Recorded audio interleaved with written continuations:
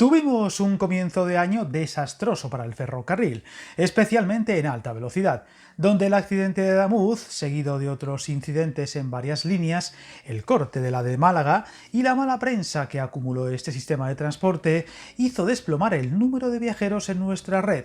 Unas malas cifras que siguen sin despegar y arrastran un lastre que le costará dejar atrás, y donde recientemente se ha sabido que la bajada de usuarios sigue lejos de normalizarse, con un 15% de pérdidas.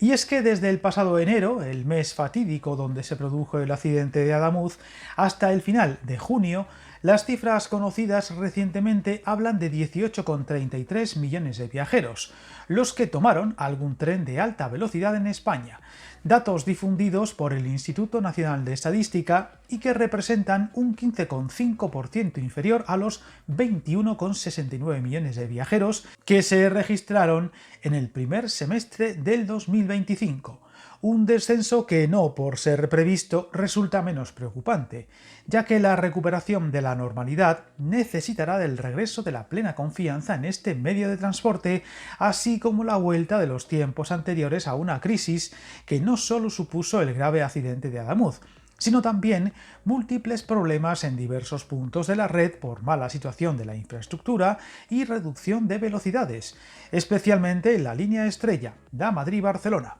lo que ha hecho a muchos usuarios a volver al avión por falta de atractivo de estos servicios y que, salvo novedades, no recuperará esa total normalidad hasta mínimo final de año.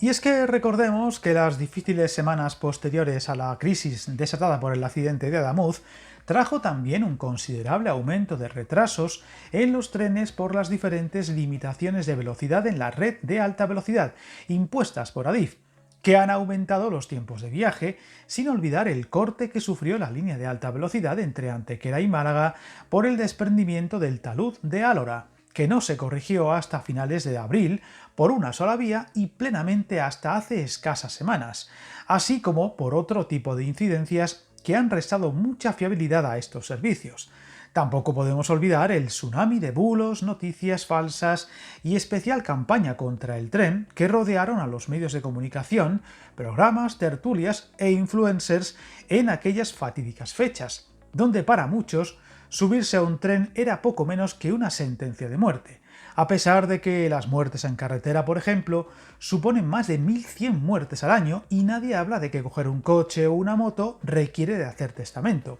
O sin ir más lejos, las más de 470 muertes por ahogamiento registradas el año pasado, y donde a nadie se le ocurre decir que meterse en el mar o un río es un peligro mortal, como sí se dijo textualmente en su día del tren con absoluta facilidad.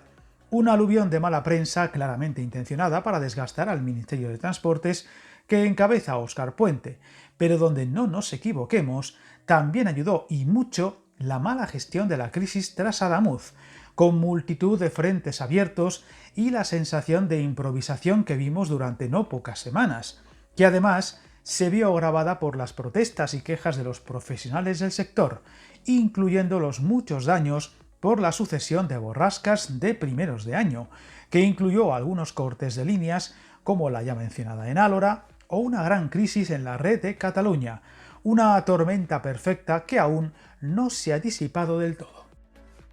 De esta manera, desde enero, tras el accidente y la crisis posterior, las tasas de evolución del número de viajeros han sido negativas todos los meses. Así, en enero cayeron el 14%, en febrero, el mes más complicado, el 32%, en marzo el 18%, en abril el 15%, en mayo el 7%, con visos de ir quedando atrás. Sin embargo, junio desveló un dato muy relevante, al crecer hasta casi el 10%, un mes termómetro muy importante al enfrentarse al aumento habitual del verano en desplazamientos, y que revela que aunque se va corrigiendo, aún está lejos de recuperarse del todo, por lo que los números que se vean en julio y agosto serán importantes para atisbar si la crisis en la alta velocidad va quedando atrás o aún va para largo.